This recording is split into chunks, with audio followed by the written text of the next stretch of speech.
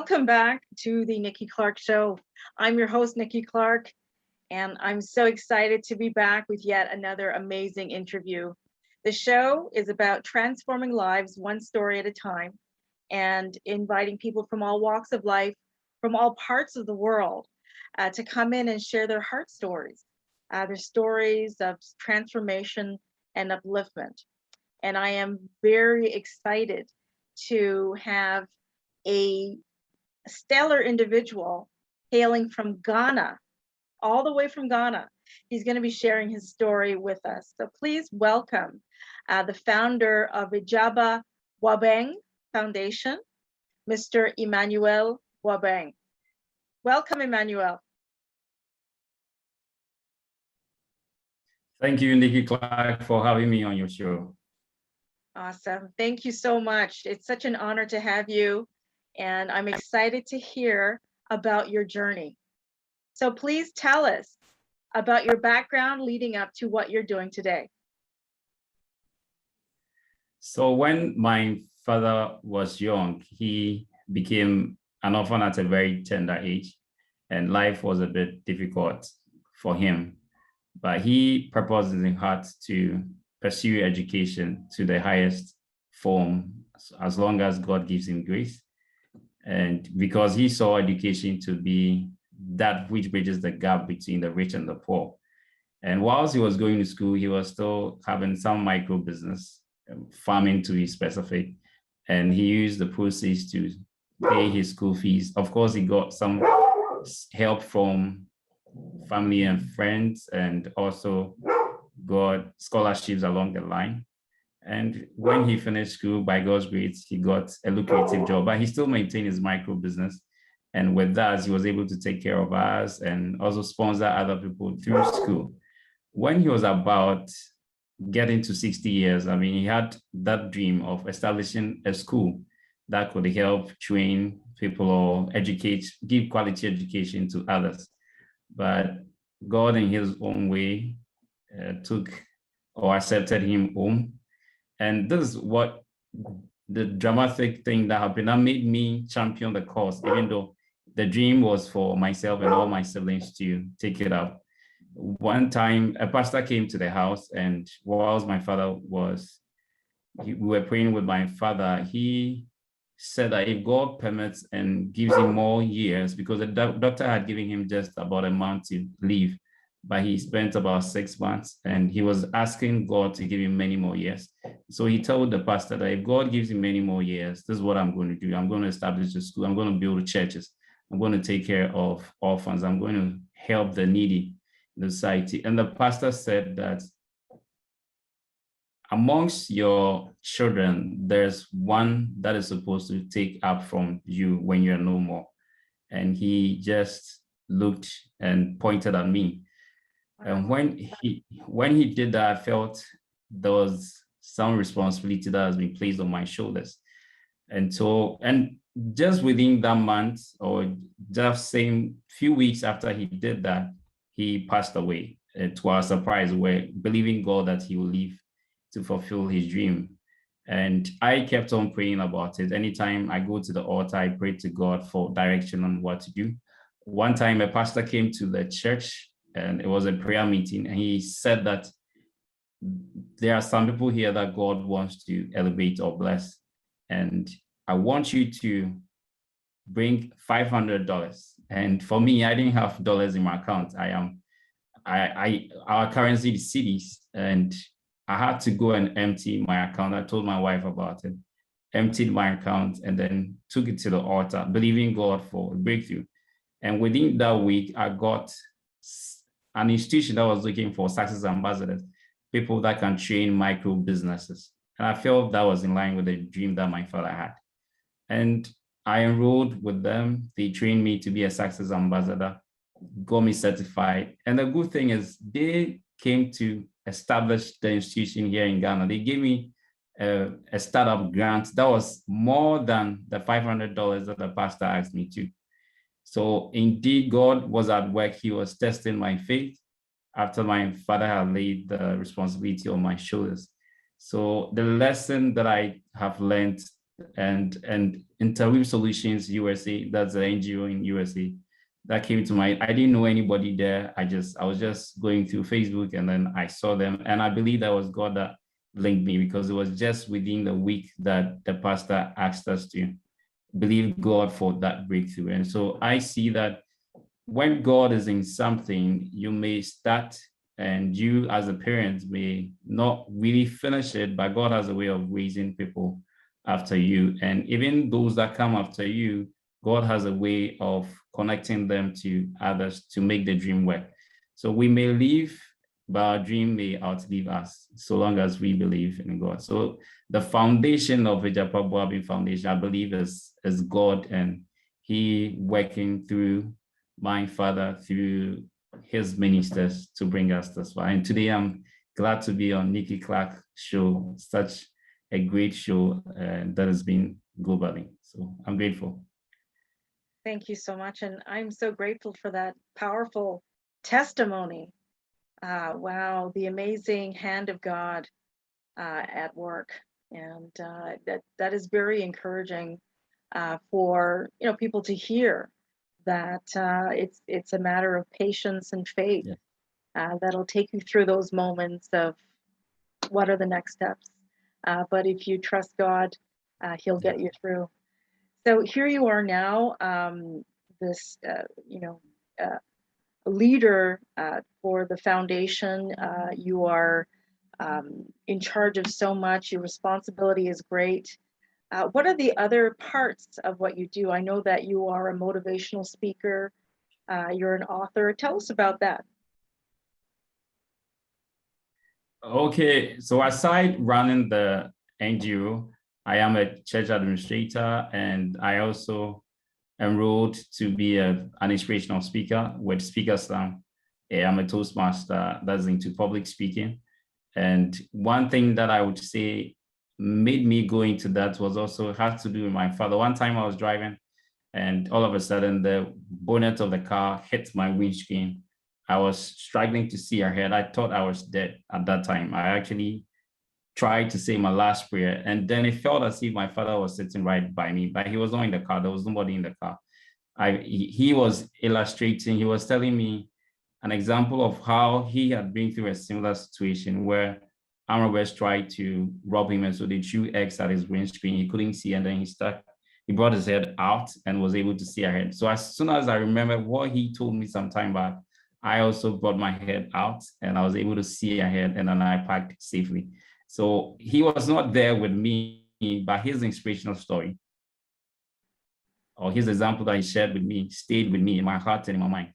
And I believe that once I share my inspirational stories with somebody, it becomes a light to the path of that person, because you never know who you would save by your story. You may not be with them always, but our stories will forever be in the hearts and minds of others. So yeah, that's what got me into inspirational speaking. Awesome. And the show is all about transforming lives one story at a time. And Emmanuel, you have no idea who's looking up to you, and who, your very words are breathing life into someone. So, thank you for what you do. There is a conference coming up, I believe, in the not so distant future regarding mental health. Can you talk about that? Yes. Speaker Slam has challenges that they give to their emerging speakers. I'm one of the emerging speakers, and we have amplifying voices. And this is a platform where the marginalized in society are given the opportunity to speak up. And this mental health shines light on those that have mental issues and have been through situations that got them close to insane or depressed and have come out. And we believe that when we share these stories with people who are going through similar examples, or people who are yet to go through, it becomes a light to their path. And it's coming live on Hop In on September 12th. And we are doing this, myself, my partner, who is also an emerging speaker, Emmy Roseau. We are partnering, or we are doing in collaboration with Speaker Slam, and it's a great experience. we have about 12 inspirational speakers for the day, and it's going to be a fantastic time. Yeah. Fantastic. And that's virtually. So as long as you get the link, you can participate. Yes.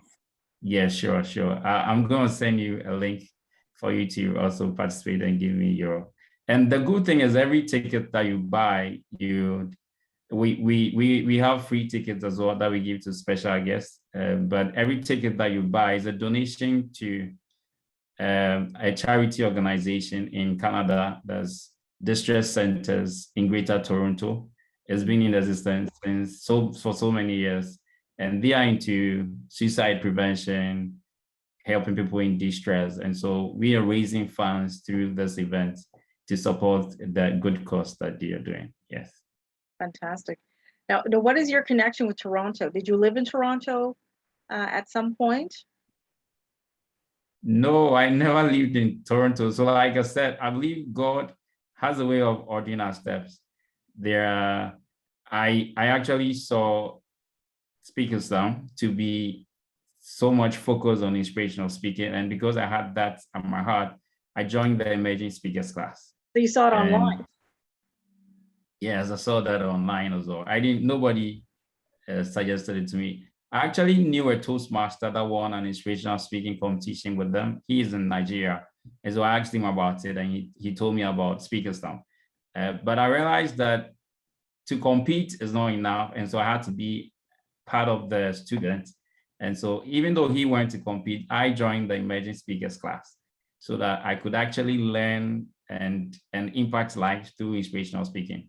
There's one thing about me: if I want to do something, I want to do it so well. And so I wanted to get that technicalities and everything that it is.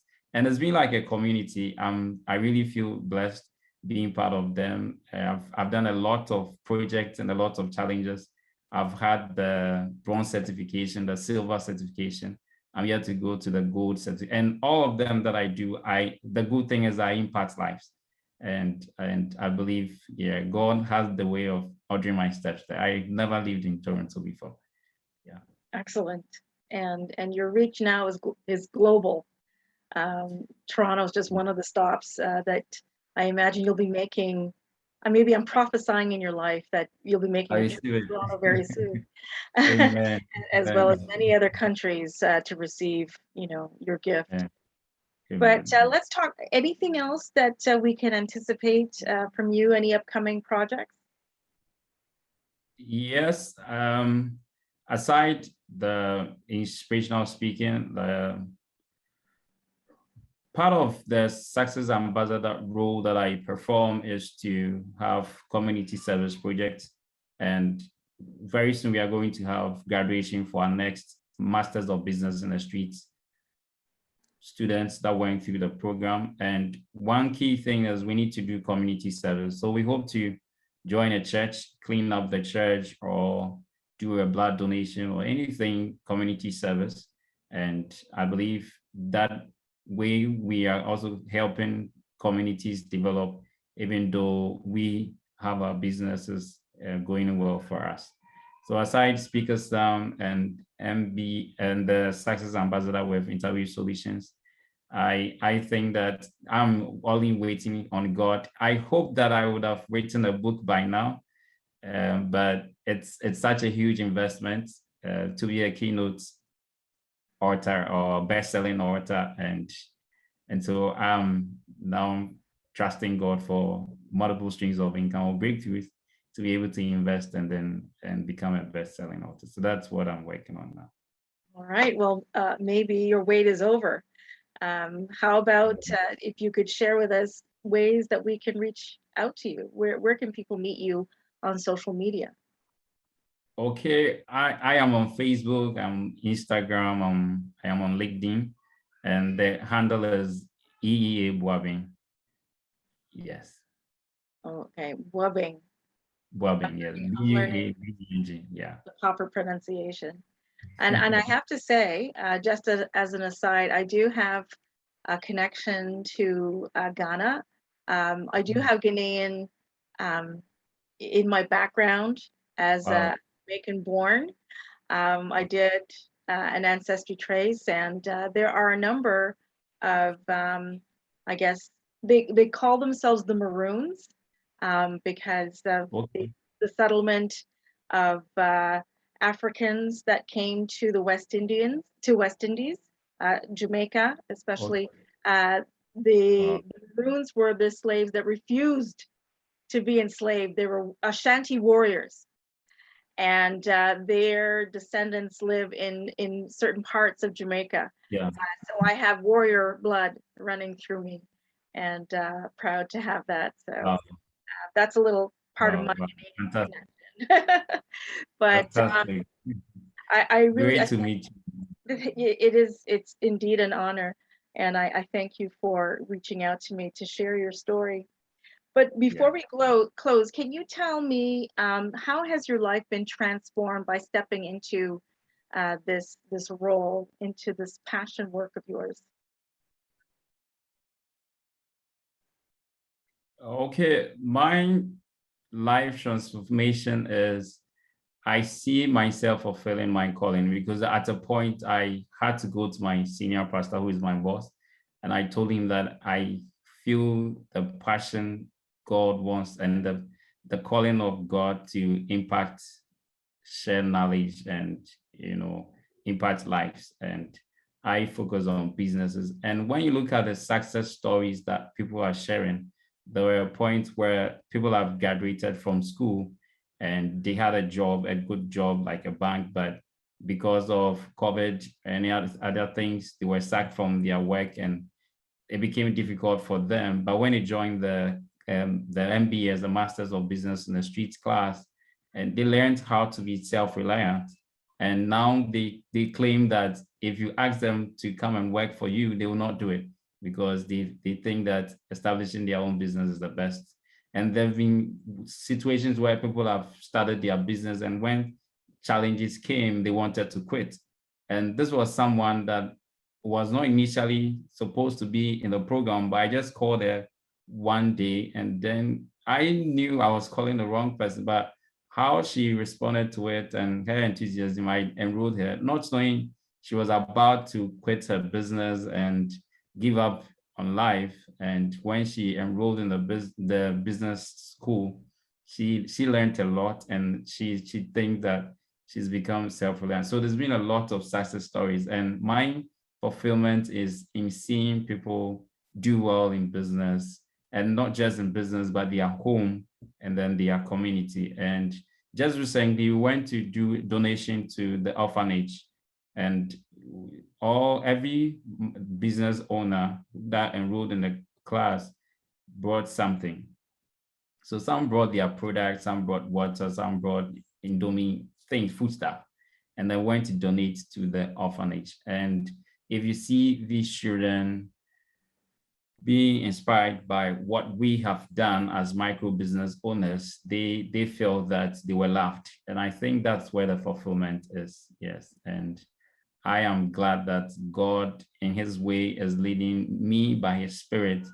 And I thank him for overseers that are over our lives, like yourself. I mean, I'm sure when you pray, it covers all of us, like my senior pastor and other great ministers of God that are always praying with us. I believe my father's prayer somewhere, sometime back, is also backing me. Yes, because I could see clearly. And anytime I look at him in the wheelchair, restless and very vulnerable, pointing at me, saying that he's the one that's supposed to take care of what I'm supposed to do, I feel the need to.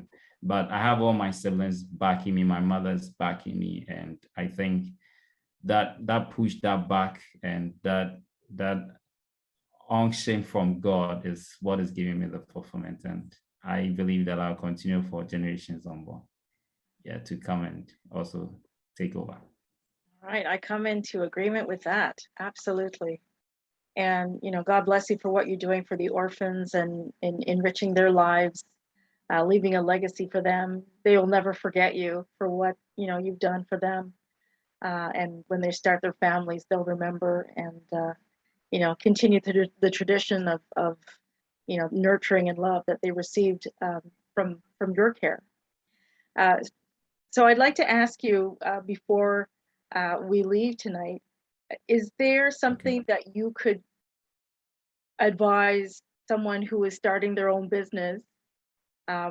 What would be one advice you could give them about taking that leap of faith to go out on their own and start their business, but in your language, in the language that you speak?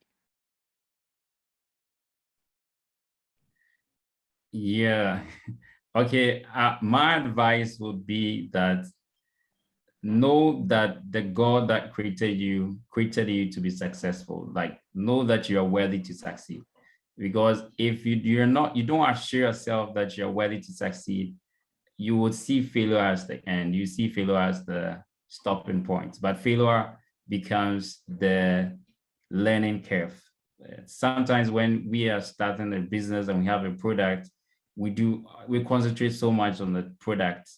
Some do the beta test, trying to get customers' reliability and whether it's feasible for customers to do. They do market research, product development, and they forget about themselves.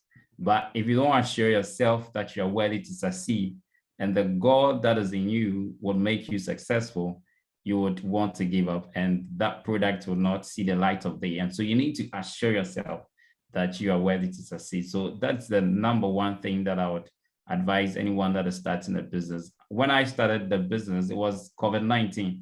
And I was asking God, how am I going to do this now that He have certified me as a success ambassador? But God ministered to me and said, start in your church, more like starting Samaria, Jerusalem, that scripture. And so I spoke to my senior pastor and he gave me the go ahead. When we started, yes, we're having a face-to-face, and the COVID came and I was wondering, what do I do next? Then God ministered, do it on WhatsApp, do it on Zoom. And before I knew it, Interview Solutions had bought into the idea and they did virtual things that could help us facilitate our MBS virtually. And so even though I joined later than some of them that had already joined, because I took that step of faith and God ordered my step in that direction, Interview Solutions told other success ambassadors to follow what Emmanuel is doing. And they actually started creating branches for us online, and and that became the order of the day. So I think that if you believe that God has created you to be successful, no matter the challenge that comes your way, God is able to see us through. Yeah. Fantastic. Thank you so much for that. And I was wondering if do you speak, is it Twi? Yes, I speak Twi. Yes. Would you say something very succinctly in Twi to encourage someone in business? Okay. See, minianum ene adofono.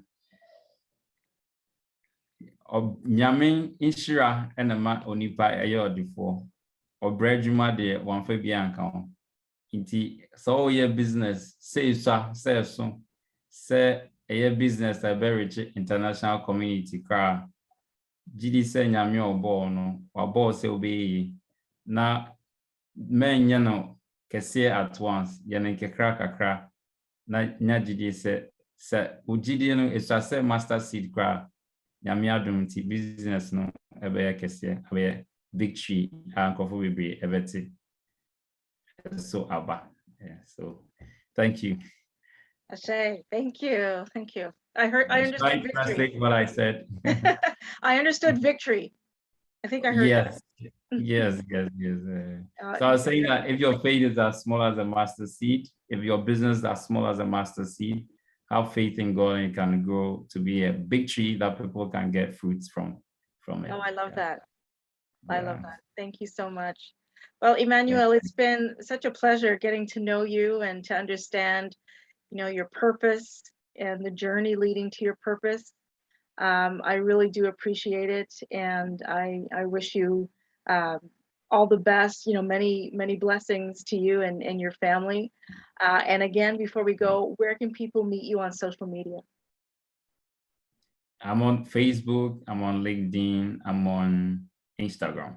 Yeah, and YouTube. I have a YouTube channel, so they can check it out. Emmanuel Buabeng. Yes, I have most of my speeches there and some of the things that I do. Okay, excellent. All right. Well, you heard it from Emmanuel Buabeng, the founder of Agyapa Buabeng Foundation. Please Agyapa, forgive me. good father. Agyapa. Good Father, the Good Father Foundation, the translation. Forgive me for mispronouncing it, but I've really really enjoyed our talk, and look forward to connecting with you again, whether it be virtually or hopefully in person soon. So all the best to you. God bless you, and thank you. Stay safe and stay strong. Thank you, and congratulations to on winning the music. And then I saw a top 5, Yeah, an award about 14. God is good. God is faithful. Okay. So I thank you. Thank you. All right. You've been watching the Nikki Clarke Show. Yes. Bye for now. Bye.